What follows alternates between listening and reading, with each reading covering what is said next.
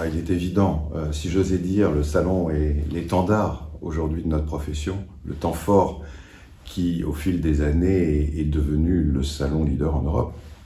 Et la FFF et son conseil d'administration ont eu cette vision de créer dans les années 80 un salon événementiel pour faire connaître et rassembler les acteurs de l'époque en leur faisant partager, et c'était pas évident à l'époque, des valeurs communes que sont la déontologie, l'entrepreneuriat et l'innovation.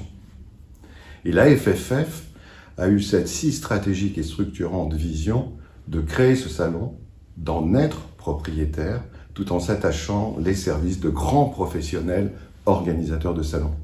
Et en fait, elle a réussi à construire avec eux, sous le mode collaboratif, une relation partenariale de long terme. Et cette co-construction a permis, au fil des années, de valoriser et accélérer le modèle franchise, de valoriser, accélérer le rayonnement de la FFF.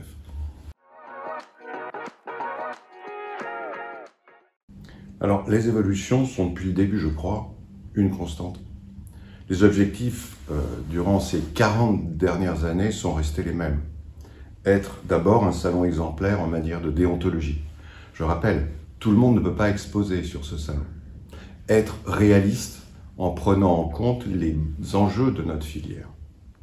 Être enfin une vitrine, je ne vais pas dire enfin parce qu'il y a un quatrième point, une vitrine internationale permettant à la franchise française d'être reconnue comme référence en Europe et dans le monde. Et enfin, sur le mode remise en question permanente, faire évoluer le salon au rythme des changements de la société et des attentes du visitorat.